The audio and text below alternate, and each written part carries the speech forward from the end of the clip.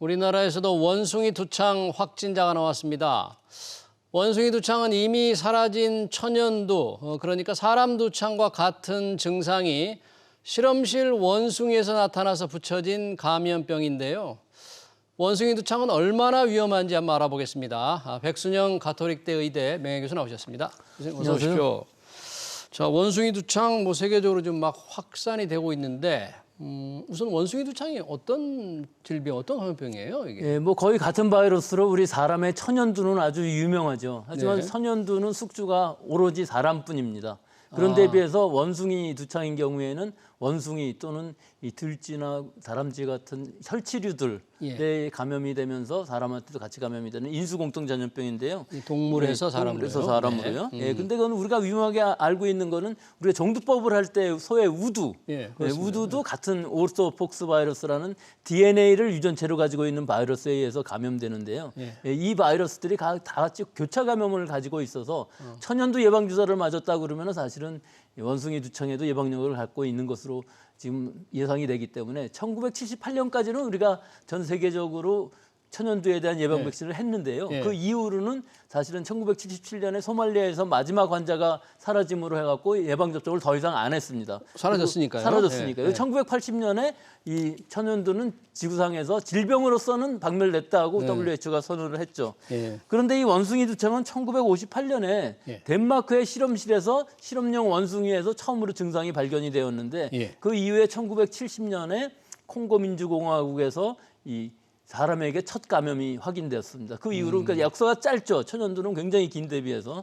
그런데 사실은 이 바이러스의 기원이 정말 원숭이부터 시작했는지 이 부분은 확실치 않았습니다. 오히려 원숭이에서 나왔다고는 나왔다고는 하지만 실제로 이름은 원숭이 두창이라고 붙여져 있지만 대부분의 경우는 원숭이와의 접촉이라기보다는 영장류를 비롯해서 이 설치류에 의한 감염이 훨씬 더 많기 때문에 쥐 같은 거, 쥐들이요. 특히 다람쥐 같은 것들도 마찬가지입니다. 애완용으로 쓰는 경우들도 있기 때문에 이런 감염인데 두 가지 종류가 있습니다. 사실은 중앙 아프리카인 경우 크레이드라고 그러는데 그 경우는 치명률이 굉장히 높아서 한 10% 가까이 되고요. 그렇게 높은 것도 있었어요? 서아프리카 같은 경우는 1에서 한 3% 정도 된다고 하는데 사실은 이것은 아프리카의 그 여러 가지 면역력이 약한 사람들이 많고 제대로 치료를 받지 못하는 의료 체제의 불비로 인해서 사망률이 높은 것이고 실제 2022년 올해 5월 이후에 영국에서부터 발생한 이 두창 바이러스, 원숭이 두창 바이러스에 한 3,000명 정도 되는데 오늘 현재 확진자 기준으로 52개국에서 3,127명 정도 되는데 이 중에 아직 사망자는 없는 것으로 보여서 사실은 풍토병으로 있는 아프리카의 바이러스와 또 지금 나이지리아에서부터 유럽으로 건너온 것으로 보이는 이 바이러스는 좀 약간 다른 것이 아닌가 하는 느낌은 분명히 있습니다. 아직은 가설에 불과하지만 사실은 2017년에 나이지리아에서 한번 집단 발생이 된 적이 있었는데 그때 DNA 이 바이러스에 약간의 변이가 있었거든요. 그것이 어떤 영향을 미치는지 아직까지는 알 수 없습니다만은 여러 가지 증상들이나 전파 양상들이 좀 상당히 상이하고 이례적인 것은 사실입니다. 그러니까 아프리카를 제외하고 최근에 나타나고 있는 이 원숭이 두창으로 사망한 사람은 없는 거죠? 사망은 아프리카에서 사망은 아프리카에서 나온 상황이고요. 현재로서는 그 이외에 비풍토병 지역에서 사망자는 제로입니다. 없죠. 그러니까 의료 체계가 좀 잘 돼 있거나 면역이 좀 괜찮은 이런 체계 괜찮은 나라에서는 사망자는 없다는 그런 얘기인데 이번에 확진된 분 일단 감염으로 A 씨라고 이제 우리가 부르는데요. 그분의 증상은 지금 어떤가요, 그분? 일단 이분은 독일에서 귀국을 했는데요. 30세 남성이라고까지는 알려져 있습니다. 인천의료원으로 이송이 돼서 격리 치료를 받고 있는데 증상은 아주 가벼운 발열 증상이 있기 때문에 해열제 정도 처방을 받은 것으로 알려져 있고요. 앞으로의 이제 처방은 우리가 시도포비어라는 CMV 거대세포 바이러스의 이 치료제, 항바이러스제가 있는데 이것을 사용하든가 아니면 백시니아 바이러스라는 것이 교차 면역을 가질 수 있는데 이거에 면역 글로불린을 투여하는 방법들, 즉 지금까지 사용하고 있는 항바이러스제들을 가능성 있는 것들을 사용하는 방법들을 고려하고 있고 대부분의 경우는 젊고 건강하신 분이라고 그러면은 거의 증상 없이도 2 내지 4주 후에 완치되는 것이 보통이기 때문에 증상 치료를 주로 할 것으로 보입니다. 그러니까 증상이 없고 2주 내지 4주면 저절로 이게 사라질 가능성입니다. 그렇지만 증상이 생긴다 하더라도 그렇게 심각한 증상이 생기는 것이 아니어서 지금 자료 화면에서 보시는 것은 굉장히 험악한 사진들만 나오고 있는데 손 보니까 아주 시커멓게 실제로 그거는 이제 아프리카가 흑인들이기 때문에 그런 대조적인 것이 보이는 것이고 예. 우리 보통 수두 생각하시면은 수두 정도로 될 것으로 보이는데 우리가 예. 원숭이 두창은 아직까지 본 적이 없기 때문에 어느 정도 증상인지가 알 수가 없고요. 예. 지금 유행하는 이 원숭이 두창인 경우에 있어서는 사실은 우리가 잘 안 보이는 사타구니라든지 성기, 항문 부근에 이런 스포들이 많이 생기는 것으로 알려져 있어서 그래서 성적인 접촉들에 의해서 좀 더 많은 감염이 이루어지지 않나 하는 그런 예상들이 있고 그런 분석들이 있는 상황입니다. 그럼 우리나라도 일단 한 명이지만 확진자가 나왔는데 우리 정부는 혹시 이런 걸 어떻게 지금 대응을 하고 하고 있나요, 지금? 일단 국내에서도 발생을 했기 때문에 감염병 위기 단계를 관심에서 주의로 상향을 했죠. 이후에는 경계 또 코로나19 같이 심각까지 갈 수 있는 상황인데 발생을 했기 때문에 주의가 된 것이고요. 방역도 중앙안전대책본부 우리가 중대본이라고 하고 있는 데에서 맡게 되는 것이고요. 또 하나 더 강화한 것은 7월 1일부터는 원숭이 두창 검역 관리 지역 27개국을 지정을 했고요. 거기에 더해서 빈발한 5개국, 영국, 독일, 프랑스, 스페인, 포르투갈의 경우에 있어서는 입국 시 발열 기준을 지금은 37.5도로 되어 있는데 이것을 37.3도로 강화한다고 합니다. 하지만 이 부분은 큰 역할을 못할 것으로 보이는 게 지금 이 인천에 귀국한 독일서 귀국한 환자인 경우에 있어서도 열은 37도였었거든요. 그러니까 이 발열 기준에는 들어가지 않는 상황이기 때문에 21일 정도의 장기간의 이 잠복기를 가지고 있는 이 바이러스의 특징을 생각을 한다면은 사실은 잠복기 중 증상이 없는 상황에서 귀국할 가능성이 훨씬 더 높아서 실제로 검역에서 걸러지기는 상당히 어려운 상황이고 지금 이번 경우도 실제로 검역 상황에서 증상이 나타났기 때문에 신고를 한 것이지 증상이 아무것도 없는 사람이 신고할 가능성은 없기 때문에 그런 부분에 있어서 검역에서 완전히 걸러지기는 어려운 상황인데 또 부산의 외국인인 경우에 있어서는 사실 증상이 있는데도 그래서 거짓말을 하고서 통과를 했거든요. 근데 이분은 다행히 수두로 밝혀졌기 수두로 때문에 된 거죠, 그렇기 때문에 큰 문제가 없었는데 만약 이분이 지역사회 감염이 있었다고 한다면 조금 더 공포스러운 분위기가 될 수 있었겠죠. 그럼 확진된 그 A 씨와 함께 비행기를 탄 가까이 앉았던 분들도 크게 걱정을 하거나 그럴 정도는 아니겠네요. 예, 뭐 사실은 거의 걱정할 정도는 아닌 것이 이게 공기 전염이 굉장히 힘든 데다가 비행기라는 그 기내 상황은 공기의 기류가 상하 기류인데다가 일단 한번 순환하면서 멸균을 시키거든요.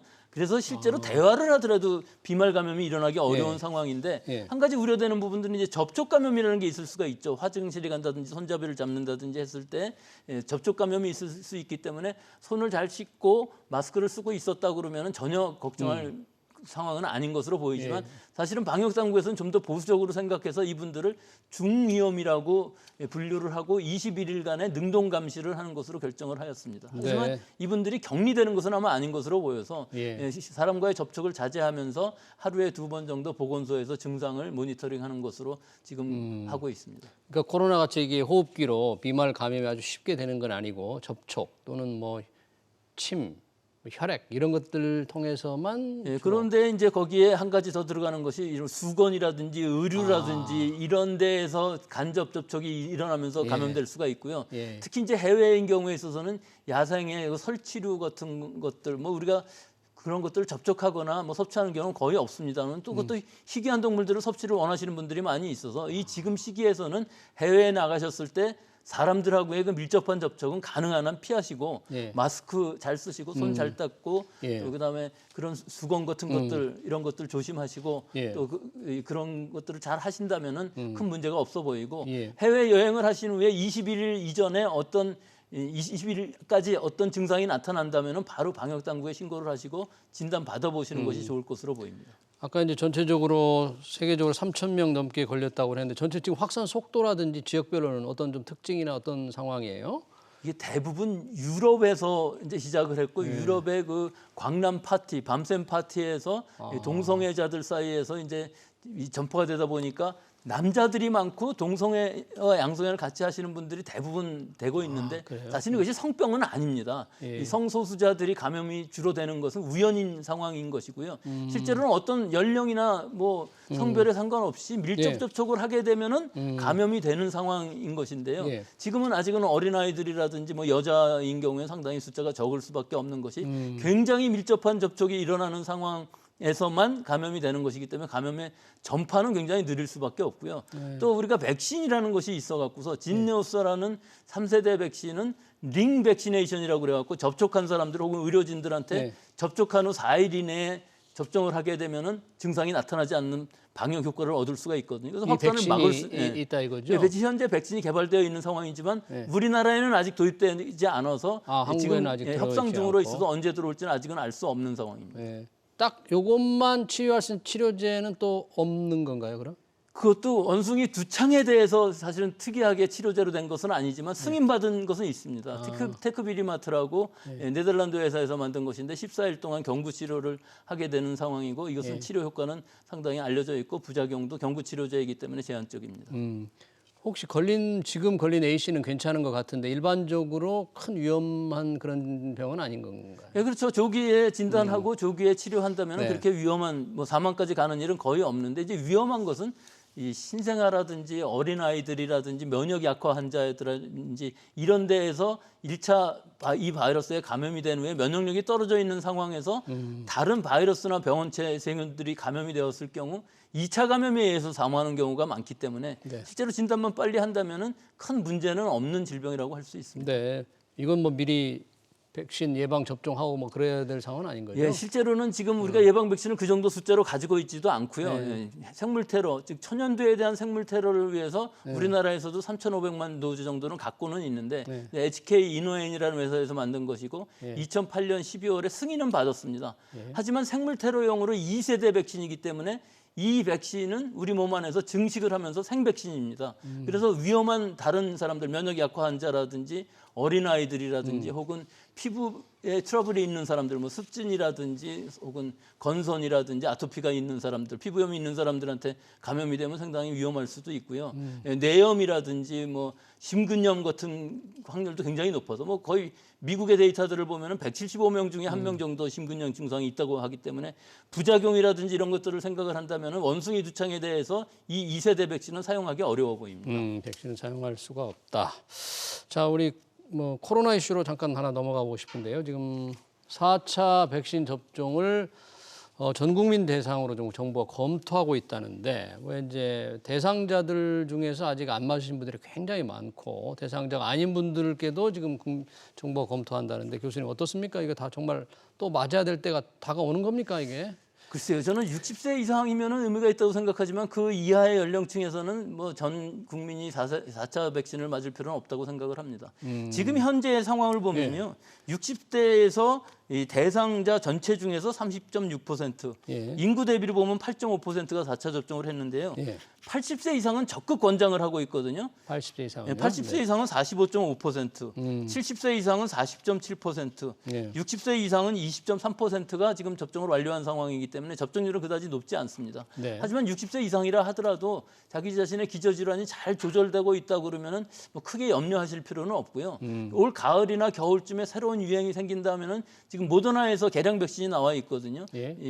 지금 새로운 오미크론에 대해서 면역력을 가질 수 있는 개량 백신을 가을쯤 우리나라에 도입이 된다면은 뭐 이 고령층이라 할지라도 그 시기에 한 번쯤 유행 상황을 보고서 맞는 것을 고려해 볼 필요가 있는 상황이긴 하지만 사실은 면역력이 떨어져 있거나 80세 이상인 경우에는 꼭 맞으시는 것을 권고드리고 싶습니다. 80세 이상은 꼭 맞았으면 좋겠고 60세 이하 미만은 뭐 60세 미만의 경우에 있어서는 기저질환이 있으신 분들이 많이 있습니다. 특히 호흡기 질환, 또 담배 피시는 분들 같은 경우는 맞을 필요가 있는데 지금은 60세 이상으로만 권고가 되고 있기 때문에 아마 60세 미만인 경우는 맞기는 어려울 것으로 보입니다. 아마 또 맞으라고 해도 그동안 맞느라고 힘들어서 그런지 국민들이 잘 안 맞으려고 하는 것 같은데 전 국민 뭐 검토한다니까 국민들이 꼭 맞아야 되나 좀 궁금증을 갖고 있어서 한번 여쭤봤습니다. 네, 원숭이 두창 관련 질문 여기서 마치겠습니다. 지금까지 백순영 가톨릭대 의대 명예교수였습니다. 교수님 고맙습니다. 네.